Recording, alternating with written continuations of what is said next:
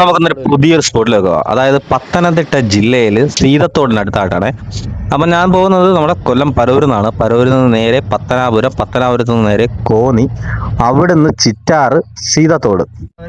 അപ്പം ഈ പോകുന്ന റൂട്ട് ആ ഒരു വഴിയാണ് കേട്ടോ. നമ്മൾ ആദ്യം പോയി റോങ് ആയിട്ട് വേറെ സ്ഥലത്തേക്ക് കയറി. അപ്പോൾ നമ്മൾ അവിടെയുള്ള ഒരു ചങ്ങാതി വിളിച്ചു. പുള്ളിക്കാരനാണ് ഫ്രണ്ടിൽ പോകുന്നത്. പുള്ളിക്കാരൻ വന്നു. അവിടുത്തെ KCBയിൽ ഒരു ഓവർസിയർ ഉദ്യോഗസ്ഥനാണ്. അപ്പോൾ അദ്ദേഹം ഡ്യൂട്ടി കഴിഞ്ഞിട്ടാണ് വന്നത്. അപ്പോൾ ഈ സ്കെയിലെടുത്തോട്ട് പോകാനായിട്ട് ഓഫ് റോഡ് വണ്ടിയായിരിക്കും ഏറ്റവും ബെറ്റർ. കാരണം ഒരു 300 മീറ്ററോളം നമ്മൾ ഈ ഓഫ് റോഡ് ഉണ്ട്, അത്രേ ഉള്ളൂ. ബാക്കി എല്ലാവരും ഇത് നല്ല റോഡാണ്. പിന്നെ അത് കഴിഞ്ഞിട്ട് നമ്മുടെ ഈ കാണുന്ന ഒരു സ്റ്റേയുടെ ഒരു പോർഷനാണ്. അവിടെ ഒരു 10-20 പേർക്ക് താമസിക്കുക. ഇത് കഴിഞ്ഞ് താഴോട്ട് പോയി കഴിഞ്ഞാൽ മറ്റൊരു ട്രീ ഹൗസ് പോലൊരു സെറ്റപ്പ് ഉണ്ട്. ട്രീ ഹൗസ് പോലെ ട്രീ ഹൗസിന്റെ ഒരു രീതിയാണ്. കാരണം അതൊരു 3 നില. ഇപ്പൊ അത് പകൽ വിളിച്ചത് ഞാൻ കാണിച്ചു തരാം. ഇപ്പൊ നമ്മൾ രാത്രി വന്ന് അപ്പോൾ ഒരു കാടെന്ന് പറഞ്ഞാൽ പത്തനംതിട്ട ജില്ലയിലെ ശബരിമല കാടിന്റെ ഒരു ഭാഗമായിട്ട് വരും ഈ പറയുന്ന ഈ ഒരു ഭാഗങ്ങൾ. ആനകളാലും വന്യമൃഗങ്ങളാലും നിറഞ്ഞ ഒരു ഏരിയ ആണ്. എന്നാലും വലിയ കുഴപ്പമില്ല. ഇടയ്ക്കിടയ്ക്ക് അവിടെ ഇവിടെയൊക്കെ ആൾക്കാർ താമസിക്കുന്ന ഒരു പ്രദേശമാണ്. വലിയ രീതിക്കൊന്നും അല്ല, എങ്കിലും അങ്ങും ഇങ്ങൊക്കെ ഉണ്ട്. പക്ഷെ നമ്മൾ താമസിക്കുന്നതിന്റെ ചുറ്റേ എത്ര ഏക്കറിനകത്താണ് നമ്മൾ ഇപ്പോൾ ഇവിടെ താമസിക്കുന്നത്, അത് വനത്തിന്റെ ഉള്ളിൽ.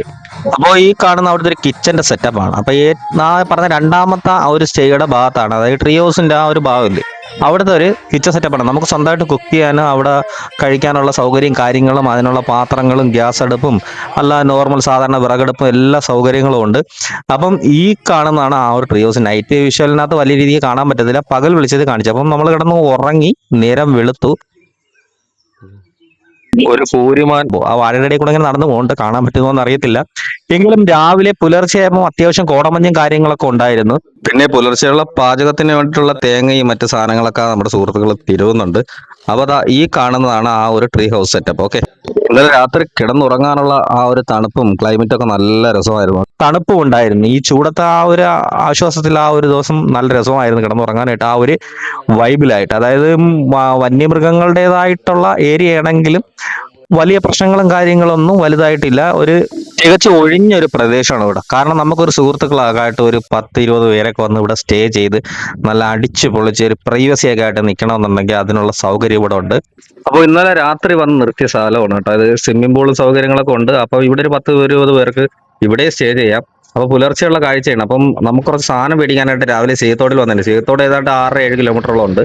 അവിടെ നിന്ന് റിട്ടേൺ വന്നു. അപ്പൊ നിങ്ങൾക്ക് എന്തെങ്കിലും വേണമെന്നുണ്ടെങ്കിൽ ഇവിടെ വന്ന് എന്നതിന് മുമ്പേ ഇതിനകത്ത് സാധനങ്ങളെല്ലാം കളക്ട് ചെയ്ത് വരുവാണെങ്കിൽ തിരിച്ചു പോകണ്ട. പോകുന്ന ദൂരം 6 കിലോമീറ്ററിൽ ഒരുപാട് അധികം ഉള്ളതായിട്ടാണ് ഫീൽ ചെയ്യുന്നത്. പിന്നെ കുടിവെള്ള പ്രദേശം കാര്യങ്ങളൊക്കെ ഉള്ള പ്രദേശം കൂടി ആയിരുന്നു ആ പോയ സമയത്ത്. ഉണക്ക് സമയമാണ്. ഇങ്ങനെ ഒരു സ്ഥലത്ത് അവിടെ താമസിക്കുന്ന ആളുകൾക്ക് കുറച്ച് സമ്മതിച്ചു കൊടുക്കാൻ വേണം. കറുത്ത ഒരു വയർ പോകുന്നത് വെള്ളവും വൈദ്യുതിയും ഒക്കെയാണ്. കറണ്ടും വൈഫൈയും കാര്യങ്ങളൊക്കെ ഇവിടെ ഉണ്ട്. അപ്പോൾ ഓഫ് റോഡ് വണ്ടികളായിരിക്കും ഇതിനകത്തോട്ട് വരാനുള്ള സൗകര്യമുള്ളത്. അപ്പൊ രാവിലത്തെ പാചകവും കാര്യങ്ങളൊക്കെ കഴിഞ്ഞ് അതിനുള്ള ഫുഡ് പഴഞ്ചോറുണ്ടായിരുന്നു, തക്കാളി വെച്ചിട്ടൊരു ഐറ്റം, തണ്ണിമത്തൻ, മുന്തിരി, ചപ്പാത്തി, കപ്പ, ഈ മുളക് ചമ്മന്തി, അതുകൂടാതെ പയറ്, പിന്നെ എന്തൊക്കെ ഉണ്ടായിരുന്നു, തൈര് മുളക്, ഇതെല്ലാം കൂടെ ചേർത്ത് നല്ലോണം കുഴച്ച് എല്ലാവരും കഴിച്ചു. എല്ലാവരും പ്യൂർ വെജ് ആയിരുന്നു. വെജാണ് കഴിച്ചത്. ഞാൻ നോൺ വെജ് ആണ്. കൂട്ടത്തിലുള്ള എല്ലാവരും വെജ് ആയിരുന്നുകൊണ്ട് ആ വെജിൽ തന്നെ അഡ്ജസ്റ്റ് ചെയ്തു. നമുക്ക് പിന്നെ എല്ലാം പോകും, അതൊന്നും കുഴപ്പം. പിന്നെ പുട്ടും ഉണ്ടായിരുന്നു കേട്ടോ. പിന്നെ കൂടാതെ ഈ കാണുന്നതാണ് ആ പ്രദേശം, അതായത് ആ ട്രീ ഹൗസിന്റെ ആ ഒരു ഏരിയ. ട്രീ ഹൗസിന്റെ ആ ഒരു ഭാഗത്തോടാണ് ഞാൻ കയറി പോകുന്നത്. അപ്പൊ ഇതിന്റെ ഓരോ കാഴ്ചകൾ ഞാൻ കാണിച്ചുതരാം. ഇതിനകത്ത് ഓരോരുത്തർക്കും ഡബിൾ ബെഡ് വെച്ച് അറേഞ്ച് ചെയ്തിട്ടുണ്ട്. ഈ ഒരു ഫ്ലോറിന്റെ ഈ കയറി പോകുന്ന ആ ഭാഗത്തായിട്ട് ഒരു 6 പേർക്ക്, നമുക്ക് 6-8 പേർക്ക് കിടക്കാം. പിന്നെ അതിന്റെ ഫ്രണ്ടിൽ ഒരു പോർഷൻ ഉണ്ട്. അപ്പൊ അവിടെ ഒരു 4 പേർക്ക് തങ്ങാവുന്നതാണ്.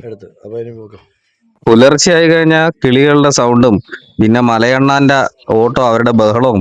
കാരണം തൊട്ടടുത്തുള്ള മരത്തിലെല്ലാം മലയണ്ണാന്റെ കൂടെ ഉണ്ട്. അവരെ ഇഷ്ടം പോലെ അവിടെ കാണാൻ സാധിച്ചിരുന്നു.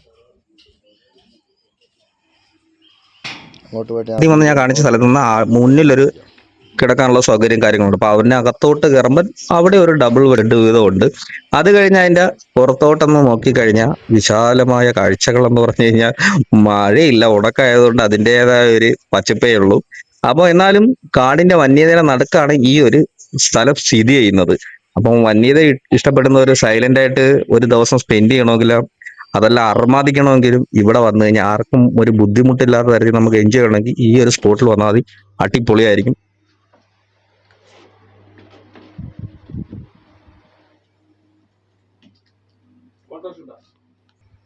അപ്പൊ ഇലക്ട്രിസിറ്റിയും വൈഫൈയും പിന്നെ അറ്റാച്ച്ഡ് ബാത്റൂം സൗകര്യം അവിടെ നിന്ന് അതിനുള്ള ഫെസിലിറ്റീസും കാര്യങ്ങളൊക്കെ ഉണ്ട്. അത് തന്നെ ഏറ്റവും താഴെ ഓപ്പൺ ബാത്റൂമും ഉണ്ട്.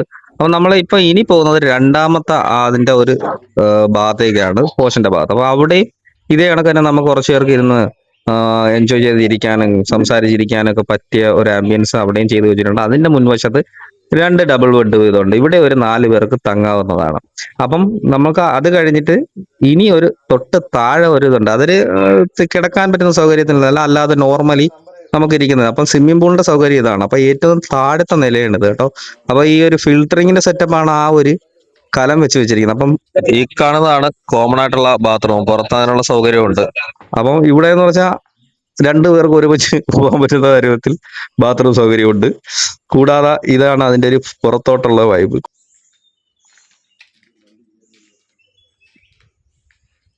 അത് കഴിഞ്ഞാൽ ഇതാ നമ്മുടെ സ്വിമ്മിംഗ് പൂൾ. അത് വെള്ളം ഗസ്റ്റ് പറയുകയാണെങ്കിൽ അത് ഫില്ല് ചെയ്ത്. അപ്പം ഏറ്റവും താഴ്ന്ന നിലയിൽ നിന്ന് നോക്കുമ്പോൾ കാണുന്ന കാഴ്ചയാണ് ഈ കാണുന്നത്.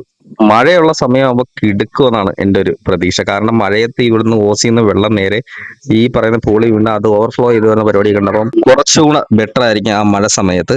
അപ്പോൾ ഇവിടെ വന്ന് നിങ്ങൾക്ക് ആരെങ്കിലും സ്റ്റേ ചെയ്യണമെന്നുണ്ടെന്നുണ്ടെങ്കിൽ നമ്പർ ഞാൻ കൊടുത്തേക്കാം. ഒരു 20 പേർക്ക് സുഖമായിട്ട് തങ്ങാം. അപ്പോൾ നിങ്ങൾ സ്വന്തമായിട്ട് കുക്ക് ചെയ്ത് അടിച്ച് പൊളിക്കാം. അപ്പോൾ വീഡിയോ കണ്ട് ഇഷ്ടപ്പെട്ടവർ ലൈക്ക് ചെയ്യുക, ഷെയർ ചെയ്യുക, സബ്സ്ക്രൈബ് ചെയ്യുക, ഫോളോ ചെയ്യുക. അപ്പോൾ എല്ലാവർക്കും നല്ലതേ നടക്കട്ടെ.